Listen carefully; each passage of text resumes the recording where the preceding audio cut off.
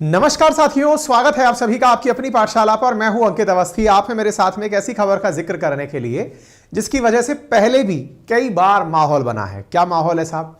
श्रीलंका का हम्बनटोटा पोर्ट चीन वालों ने गिरवी रख रखा है क्योंकि इनको कर्जा दिया था, ये नहीं चुका पाए तो इनसे पैसा वापस मांग लिया।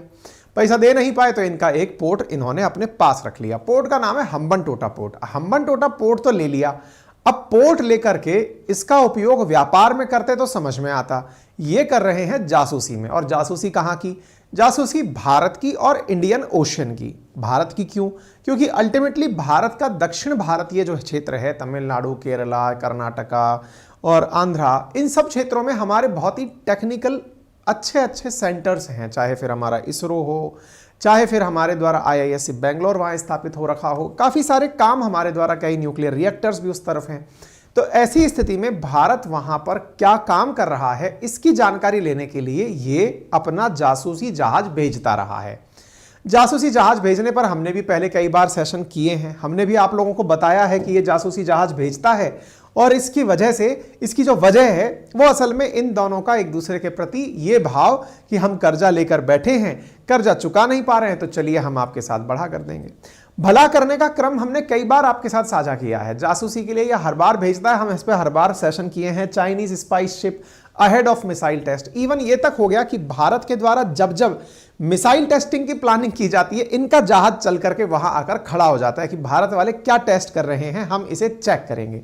आप कटिंग्स देखकर अंदाजा लगा सकते हैं इंडिया जब जब सक्सेसफुल टेस्टिंग करने की घोषणा करता है, क्योंकि हमें बताना होता है, पानी में हमें सूचना देनी पड़ती है कि भाई हम इस क्षेत्र में टेस्टिंग करेंगे, तो उस क्षेत्र के अंदर जहाजों को रोका जाता है कि भाई कहीं किसी के ऊपर आकर मिसाइल ना गिर पड़े, पहले ही अनाउंस करना पड़ता है। उस अनाउंसमेंट का लाभ उठा करके इनका जहाज, जो जासूसी जहाज है, वो उस तरफ आकर खड़ा हो जाता है। कई बार ऐसा हुआ है, साल भर पहले भी हमने आपके साथ ये सेशन किया था। हर बार का इनका कॉमन सा फैक्टर चल रहा है। आज की स्थिति क्या है? श्रीलंका ने इनसे बड़ा ही टेक्निकल अंदाज में मना किया है कि सर सुनिए ना, एक साल के लिए तो फिलहाल हम आपको परमिशन दे नहीं पाएंगे, अगले एक साल के लिए तो हम ये मान लें कि इनकी एंट्री बंद हो गई है, आने वाले समय में क्लियर हो जाएगा। फिलहाल के लिए आप ये खबर देख रहे हैं, Sri Lanka declare 1 year pause of foreign research vessel starting. अच्छा, बाय द वे, चाइना वाले ये नहीं कहते हैं कि हम आपकी जासूसी करने आए। चाइना वाले तो कहते हैं हम तो यहां रिसर्च करने आए हैं। भाई तुम ऐसी क्या रिसर्च करना चाहते हो जो तुम्हारे देश में नहीं हो सकती? बोले हम इंडियन ओशन की रिसर्च करने आए हैं। तो रिसर्च करने के नाम पर भारत ने इनको पॉज लगवा दिया है कि भाई सॉरी, नहीं हो पाएगा। ठीक है, चलिए इस बारे में आगे जानकारी देंगे, लेकिन उससे पहले क्विक अपडेट जान लीजिए। कल से हमारी प्रयागराज और काशी की यात्रा शुरू हो रही है। प्रयागराज और काशी में मैं अपने जो चाहने वाले विद्यार्थी मित्र हैं उनसे मुलाकात करूंगा, और बिल्कुल बहुत ही जनरल मुलाकात, तट पर बैठ करके बातचीत होंगी। कोई अब भव्य ऑडिटोरियम नहीं, केवल बैठ करके बातचीत करने का प्रयास किया जाएगा। अगर आप में से कोई साथी उपस्थित होता है तो हमारा यह सौभाग्य होगा। प्रयागराज और काशी वाले ही पहुंचे, दूर से क्षेत्रों से लोग वहां ना पहुंचे, ये हमारा निवेदन रहेगा। ठीक है, इसके अलावा बाकी जानकारियां ये हैं कि यदि आप में से कोई हमारे फाउंडेशन बैच को ज्वाइन करना चाहता है तो एडमिशन्स तो क्लोज हैं, लेकिन नोट्स उसके आपके लिए उपलब्ध हैं जो उन क्लासेस में हम पढ़ा रहे हैं। हिस्ट्री, ज्योग्राफी, पॉलिटी, इकोनॉमी के हिंदी और इंग्लिश मीडियम के नोट्स आपके लिए उपलब्ध करा दिए गए हैं। ठीक है, आप मात्र 1999 में 3000 पेजेस का बंडल अपने घर पर इंक्लूडिंग कुरियर चार्ज 1999 में मंगा सकते हैं। हमारे RAS के हैंड रिटन नोट्स भी आपके पास 16 किताबें मात्र 4500 में डिलीवर की जा रही हैं। हमारे द्वारा आप लोगों के लिए हमारे अपनी पाठशाला PCS चैनल पर भी RO ARO की और UP PCS की क्लासेस चल रही हैं, आप उन्हें ज्वाइन कर सकते हैं। तो आज की सुर्खी क्या है? सुर्खी है कि जियोपॉलिटिकल चेस गेम, शतरंज का खेल। शतरंज का खेल कैसे? शतरंज का खेल कुछ इस प्रकार से है कि मान लीजिए ये तो हो गया चेस बोर्ड जो है श्रीलंका, एक तरफ बैठा हुआ है चाइना और एक तरफ बैठे हुए हैं हम श्रीलंका से कहते हैं कि तुम इनको नहीं बुलाओगे। श्रीलंका वाले कहते हैं जी सर बिल्कुल नहीं बुलाएंगे। फिर ये एक कदम पीछे हट जाते हैं कि ठीक है हम नहीं आएंगे। हम जाकर इधर की तरफ लौटते हैं, फिर ये प्रेशर मार करके श्रीलंका से कह देते हैं हम तो तुमसे कर्जा लिए, तुम तो हमसे कर्जा लिए थे, हम क्यों नहीं भेजेंगे। इसलिए अब दुनिया वाले इसको पूरी तरह से जियोपॉलिटिकल चेस गेम की तरह से लेने लग गए हैं। शह मात का खेल हो गया है। कभी चाइना अपनी बात मनाने में श्रीलंका में कामयाब हो जाता है तो कभी हम कामयाब हो जाते हैं। श्रीलंका का बेचारा बोर्ड बन गया है। ठीक है ना। तो यहां पर जो फॉरेन रिसर्च वेसल है, असल मायने में वो जासूसी जहाज है जिसको ये लोग भेजते हैं, उसके बारे में करंट की न्यूज निकल कर आती है कि यहां के विदेश मंत्री ने कहा है कि हम अगले एक साल के लिए किसी भी प्रकार की एंट्री नहीं देंगे। ठीक है, कुछ क्रिएचर्स हमारी क्लास में ऐसे घुस आते हैं जिन्हें आवाज नहीं आती है, क्योंकि उनको अटेंशन चाहिए होता है कि सर आप लाइव हैं कि नहीं हैं। हम लाइव हैं और लाइव आप आकर के हमें सुन रहे हैं। वॉइस टेस्टिंग के लिए नो वॉइस ना लिखा करें। चलिए, तो फिलहाल के लिए आपको कुछ पुरानी कटिंग्स दिखाते हैं। देखिए 15 अगस्त 2022 की कटिंग, 26 अगस्त 2022 की, 25 अक्टूबर 2023 की, सब जगह एक ही चीज, चाइनीज रिसर्च शिप। कहां पर? श्रीलंका में। हमें चिंता तो होना लाजमी है, क्योंकि भैया तुम यहां आकर के बैठोगे तो हमारे तमिलनाडु, आंध्र प्रदेश, केरला, इन सब के बारे में जानकारी जुटाओगे। चाइना इस रास्ते के बारे में भी, यानी इंडियन ओशियन के बारे में भी अपनी जानकारी बहुत तेजी से बढ़ाना चाहता है। जब भारत से पहले भी इसके बारे में पूछा गया था तो भारत ने कहा था कि ये मैटर ऑफ कंसर्न है, हम इस बारे में विचार कर ही रहे हैं। कर क्या रहे हैं? हम श्रीलंका से लगातार बात करते हैं कि भैया ऐसा मत करो। क्या बात करते हैं हम श्रीलंका से? हम श्रीलंका से कहते हैं कि यार इनको अपने पास मत आने दो। लेकिन हमने अपने लेवल पर कहा, श्रीलंका उतना शायद प्रभावित ना होता, अमेरिका को भी हम साथ में ले आए कि यार आप भी कहो इससे कि ये ना करे ऐसा। अच्छा, अमेरिका श्रीलंका को क्यों कहेगा? क्योंकि ऑब्वियस सी बात है, अमेरिका दुनिया की पावर है।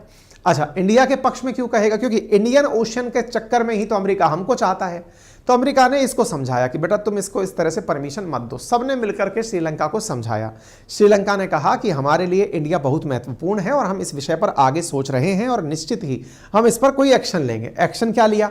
इनसे कह दिया कि सर सॉरी, अभी आप 1 साल के लिए यहां पर मत आइएगा। 1 साल के लिए इनको यहां लाने से रोक दिया गया है। अच्छा साहब, इंटरेस्टिंग बात यह है कि यहां पर श्रीलंका वाले जब भी किसी प्रकार का कोई काम करते हैं तो कहीं ना कहीं भारत का उसके पीछे हाथ जरूर होता है, वो पब्लिकली पता चल जाता है। जैसे डिफेंस कॉर्पोरेशन के लिए ही सही, इंडिया की नेवी के जो चीफ हैं वो भारत की नेवी चीफ से आकर के मिलने आते हैं, भारत इनको समझाता है। हमारे देश की जो रक्षा मतलब विदेश ये वित्त मंत्री जो है निर्मला सीतारमण जी, ये श्रीलंका जाके आती हैं।